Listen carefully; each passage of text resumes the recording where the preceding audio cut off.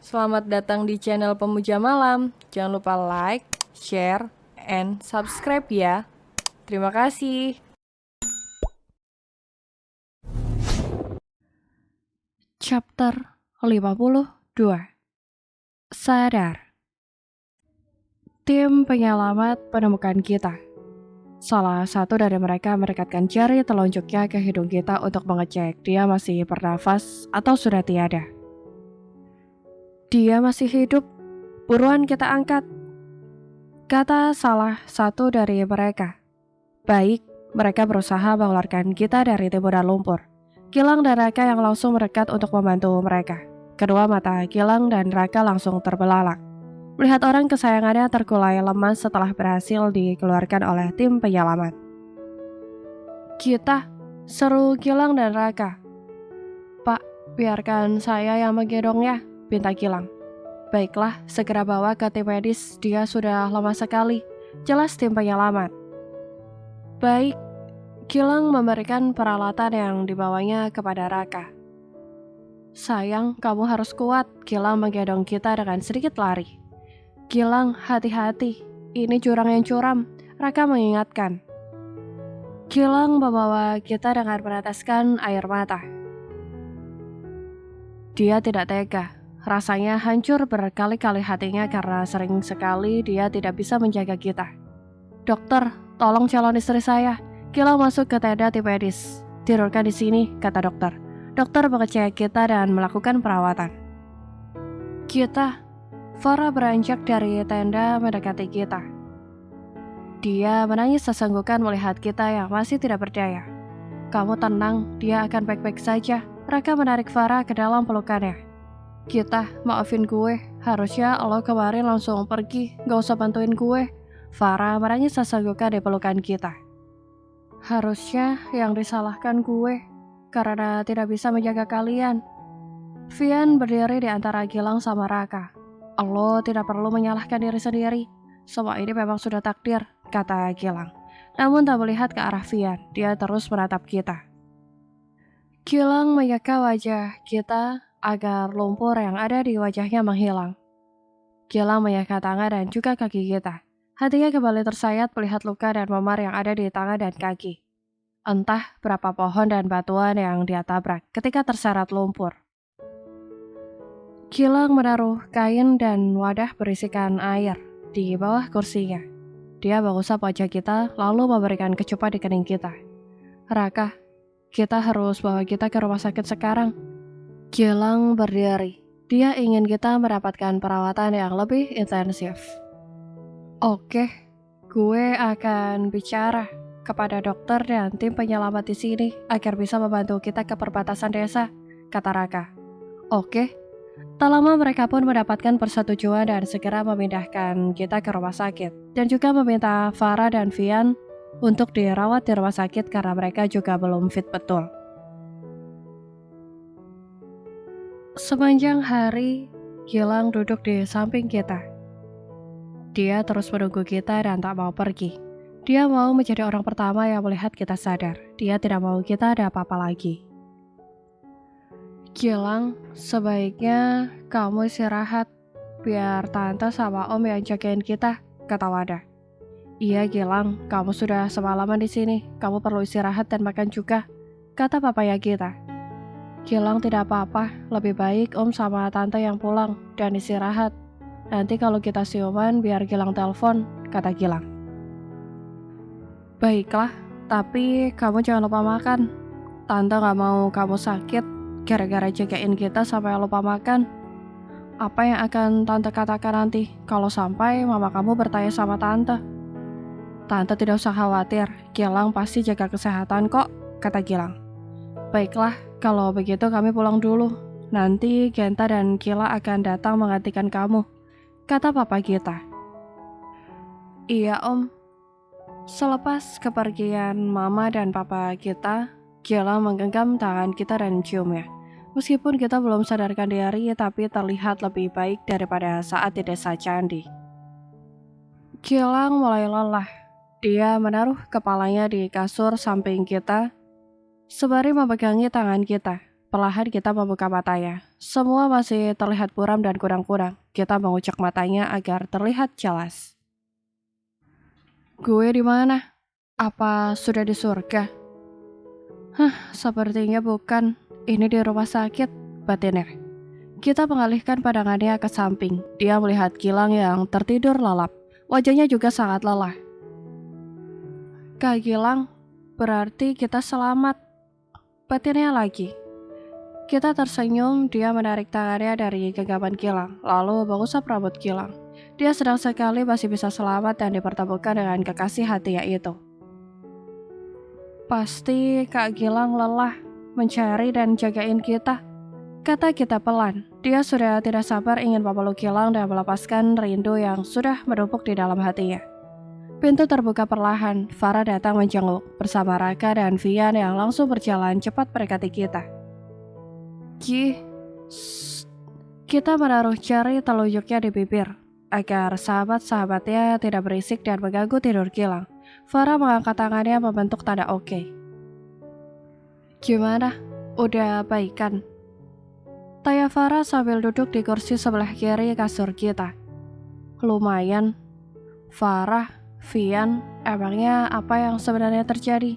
Tanya kita. Dia masih bingung dengan kejadian yang menimpa dirinya. Gue juga masih belum bisa mencerna apa yang terjadi sama kita, kata Farah. Raka, kita baru sadar kalau ada Raka di sebelah Vian. Raka tersenyum, dia mendekati kita. Dia mengusap rambut kita lalu mencium kening kita. Raka kemudian menarik kita dalam pelukannya. Dia merasa lega dan juga merasa sangat bersalah. Dia akan sangat menyesal jika terjadi sesuatu sama kita dan tidak akan bisa memaafkan dirinya sendiri. Kita, kamu sudah siuman. Gilang langsung terbangun. Kita melepaskan pelukan Raka dan pindah memeluk Gilang. Kita kangen banget sama Kak Gilang, kata kita semakin erat memeluk Gilang. Kamu kenapa nggak bangunin aku? Harusnya aku dulu yang tahu kamu siuman. Gilang agak kesal. Akunya yang nggak tega bangunin kamu. Kita melepas pelukannya. Baiklah, kembali ke dunia kita dengan melihat orang bermesraan, kata Vian. Kamu udah baikan? Masih ada yang sakit gak? Aku panggil dokter dulu. Enggak, kita gak ada yang sakit lagi. Cuman kita sekarang lapar banget, kata kita. Mau makan apa? Tanya Gilang. Vian, Farah, lo mau makan apa? Tanya kita. Kenapa tanya kita? Lo kan yang mau makan, kata Farah. Kalian berdua itu sahabat terbaik gue. Jadi sebagai ucapan terima kasih gue sama kalian yang udah jagain gue, makanya Kak Gilang yang akan traktir lo makan, kata kita. Gilang tersenyum sambil geleng kepala ketika dirinya yang harus membayar traktiran untuk Farah dan Vian.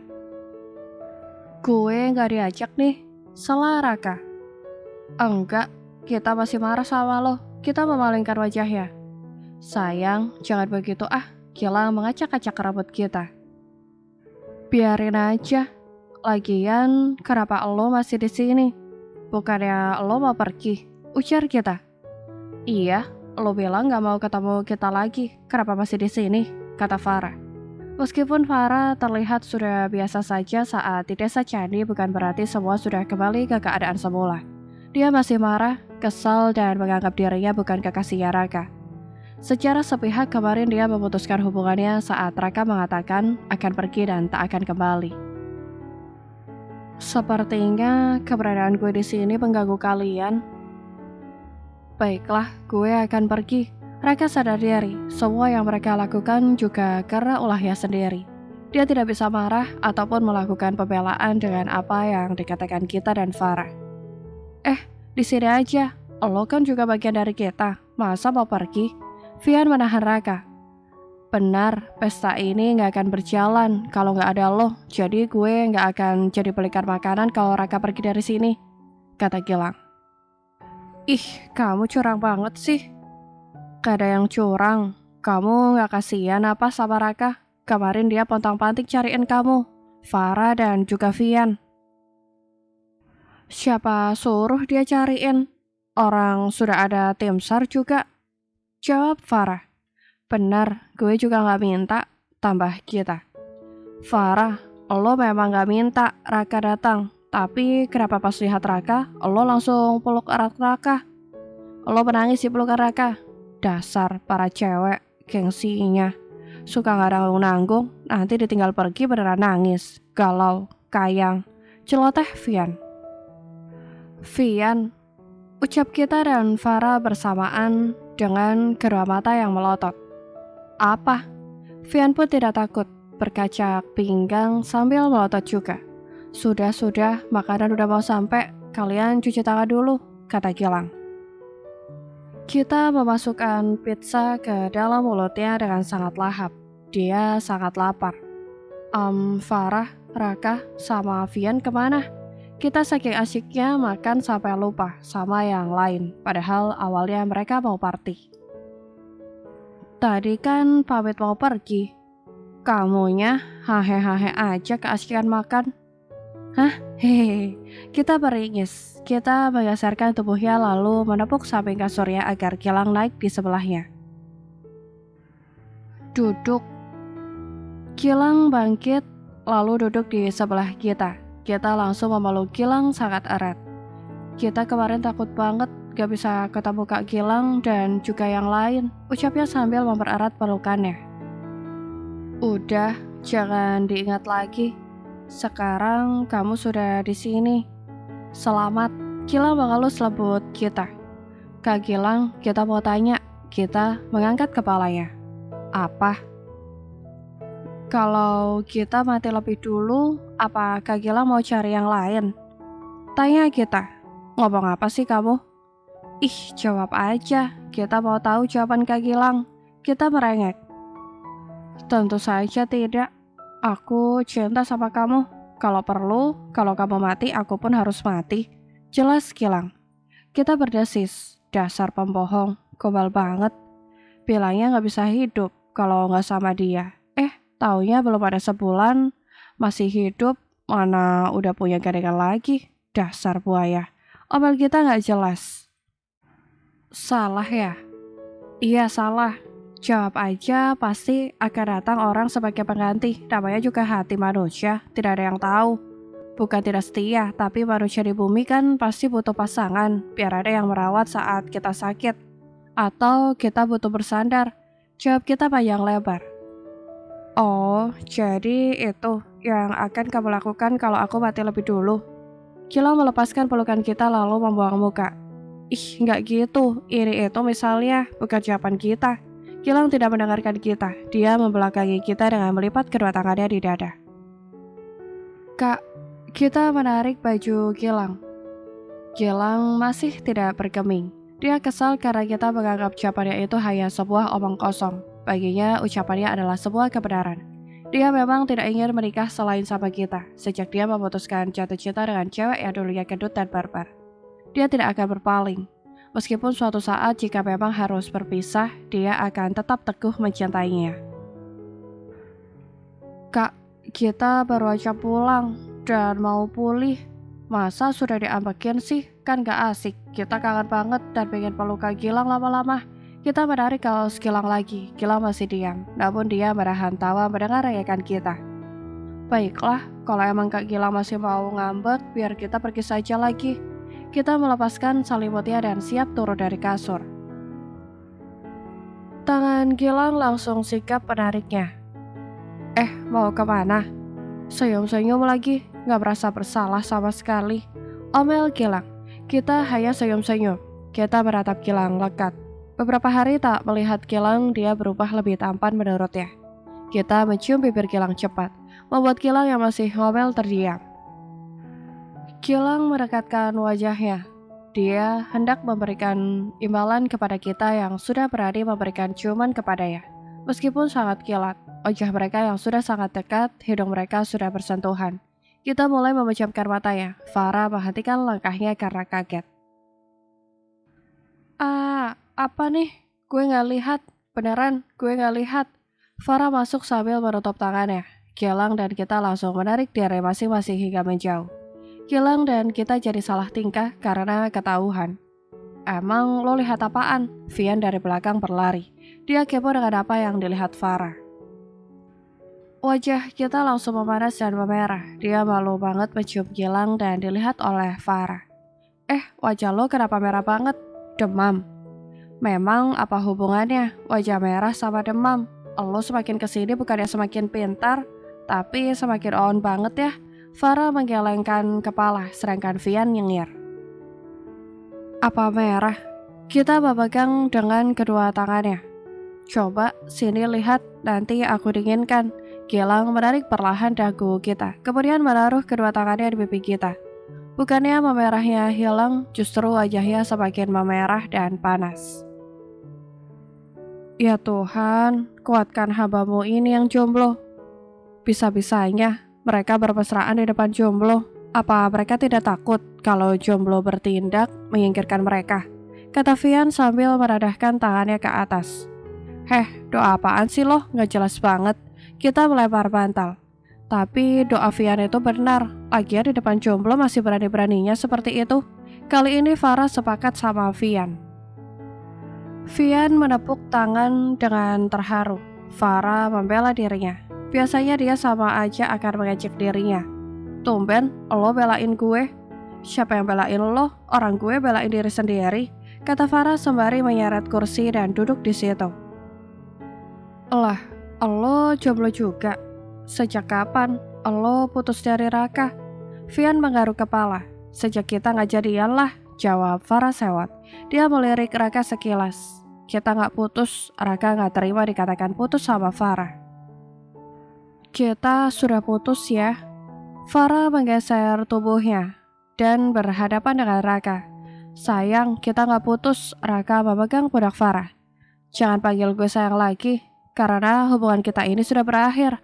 Farah melepaskan tangan Raka dari pundaknya. Kalian berdua lebih baik duduk di sofa dan selesaikan masalah kalian dengan baik-baik. Jangan pada berantem begitu.